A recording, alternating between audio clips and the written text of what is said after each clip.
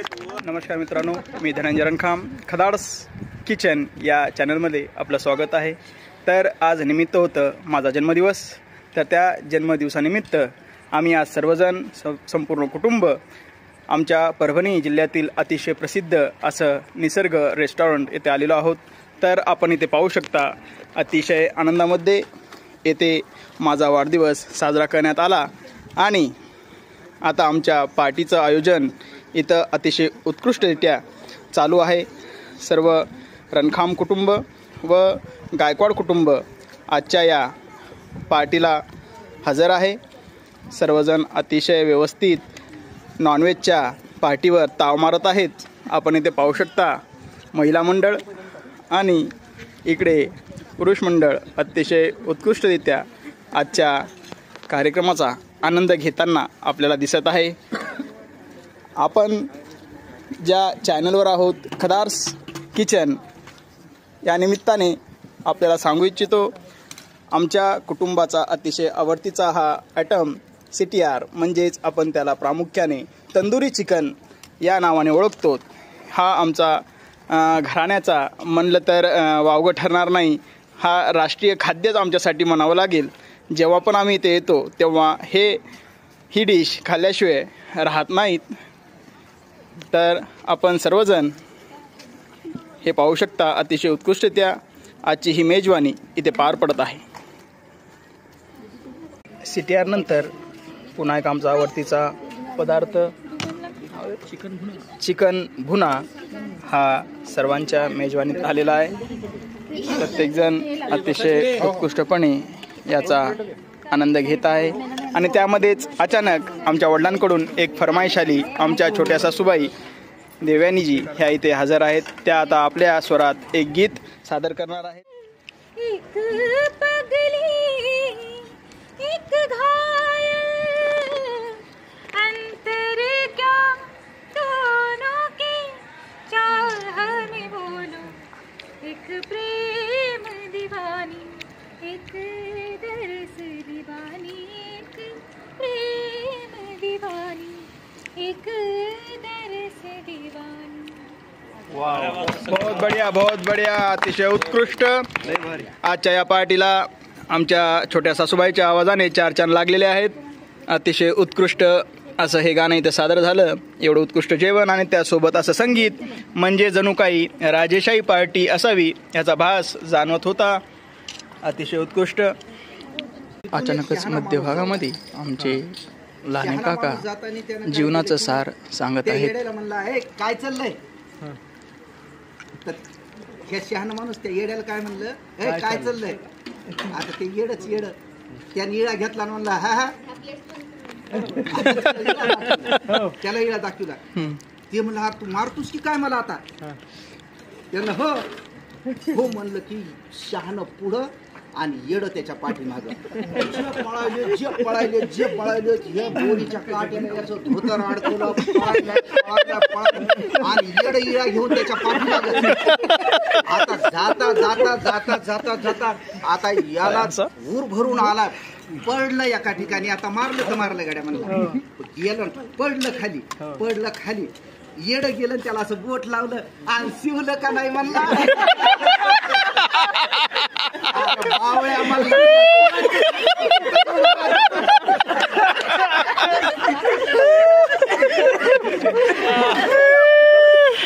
अतिशय उत्कृष्ट असं आमच्या काकांनी हे जीवनाचं सार सांगितलं. त्या अनुषंगाने जर बघायला झालं तर ही पार्टी पूर्णत्वाकडे गेली आणि आता शेवट जेवणाने होईल.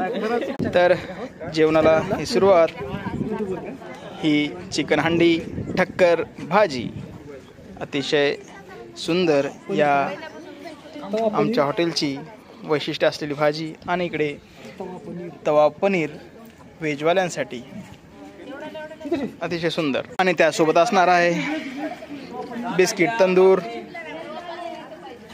इकडे नान आणि भाकरी. वाढण्यास सुरुवात झालेली आहे.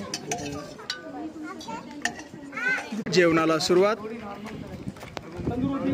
पार्टीच्या शेवटाकडे ही मोहीम आता जात आहे. शेवट आता जिरा राईसने.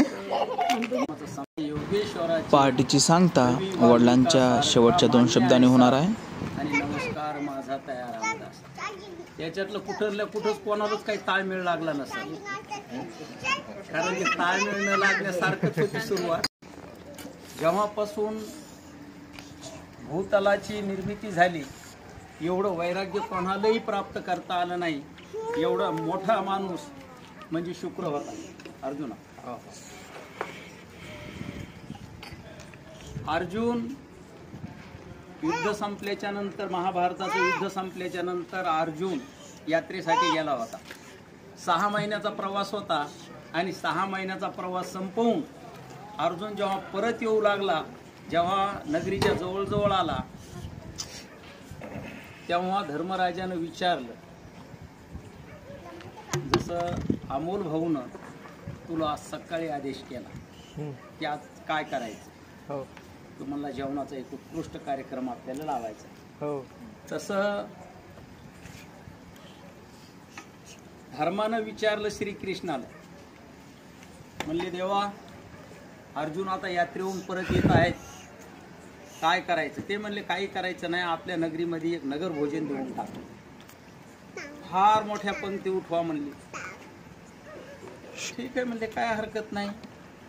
आणि यज्ञाची तयारी झाली, यज्ञ चालू झाला, फार मोठ्या पंक्ती उठल्या.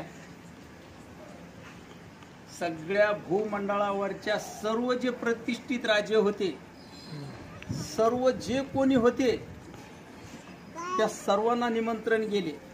अनावधानानं, आता माझ्याकडून कसं आपल्या सुनीता ताईचं नाव विसरून राहिलं, तसं अनावधानानं शुक्राला निमंत्रणच द्यायचं राहिलं. तशी दुसरी एक चूक माझ्याकडूनच झाली. माझे युवा येणार होते, पण मी त्यांना साधा फोन सुद्धा करू शकलो नाही. तशीच एक चूक झाली. आणि मग शुक्राला निमंत्रण दिलं नाही, कोण आठवण बी केली नाही. परंतु त्या यज्ञामध्ये प्रत्यक्ष श्रीकृष्ण हजर असल्यामुळं, जसं की आजच्या यज्ञामध्ये धनंजय म्हणजे श्रीकृष्णाचा अवतार आहे, आज या यज्ञामध्ये श्रीकृष्ण प्रत्यक्ष हजर आहे. आणि ज्या यज्ञामध्ये श्रीकृष्ण हजर आहे तिथं माझ्यासारख्या पामराला काही थारा नाही असं शुक्राला वाटलं. शुक्र म्हणला श्रीकृष्ण आहे तिथं आपण गेलं पाहिजे, ही आपली भूमिका स्पष्ट आहे, आपण त्या ठिकाणी गेलं पाहिजे. मानपानाचा विषय नाही, आपला घरेलू कार्यक्रम आहे हा, आणि आपण त्या ठिकाणी पोहोचलं पाहिजे. आणि म्हणून शुक्रानं काय केलं, एक रूप घेतलं एका पक्ष्याचं, आणि ज्या ठिकाणी ते पात्र टाकू लागले, पात्र म्हणजे ते पवित्र हे बघा ना तुम्ही, लग्नामध्ये याच्यामध्ये कोणी पात्र स्वतःहून उचलण्याचं काम करत असते. आणि त्या ठिकाणी शीत खाल्ल्याबरोबर हजारो घंटानाद होऊ लागले. तेव्हा सगळे लोक भयभीत झाले. अरे म्हणले ही काय गोष्ट आहे, म्हणले स्वर्गामध्ये एवढा मोठा घंटानाद. जेव्हा एखाद्या यज्ञामध्ये 100 ब्राह्मण जेवते तेव्हा स्वर्गामध्ये 1 घंटा वाजते, पण ती कंटिन्यू घंटा त्या स्वर्गामध्ये वाजू लागली. तेव्हा बाकीचे सगळे लोक भयभीत झाले की ही काय भानगडे की स्वर्गामध्ये सारखा घंटानाद व्हायला. तेव्हा धर्मानं आणि बाकीच्या काही लोकांनी श्रीकृष्णाला विचारलं, म्हणले परमात्मा ही काय भानगडे, म्हणले स्वर्गामध्ये सारखा घंटानाद व्हायला. श्रीकृष्णानं त्या सर्वांना सांगितलं की या ठिकाणी शुक्राचार्यांचं आगमन झालेलं आहे. सगळे लोक अवाक झाले, अरे बापरे आपल्या हाताने चूक झाली की आपण शुक्राचार्य सारख्या एवढ्या तत्वज्ञानी माणसाला साधा एक फोन सुद्धा करू शकलो नाही, याची जाणीव सर्वांना झाली. आणि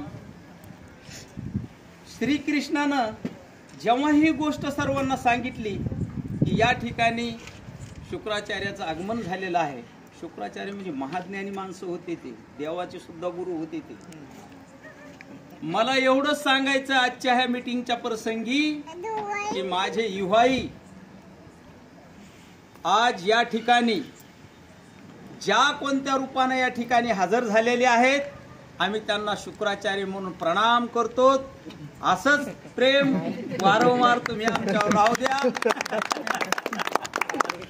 आणि तुमचा आमचे ऋणाने बंध असे कायम टिकू द्या, एवढीच सर्वांना या ठिकाणी विनंती करतो. आजच्या या कार्यक्रमाच्या प्रसंगी आपण मुख्य अतिथी म्हणून हजर राहिलात म्हणून तुमचं पुन्हा एकदा आमच्या सर्वांच्या वतीनं रणखाम परिवाराच्या वतीनं स्वागत करतो. आणि आज या ठिकाणी आपण सर्व या कार्यक्रमामध्ये आमंत्रित झालात म्हणून तुमचं पुन्हा एकदा आभार मानतो. आजचा हा कार्यक्रम या ठिकाणी संपला असं जाहीर करतो. जय हिंद, जय महाराष्ट्र.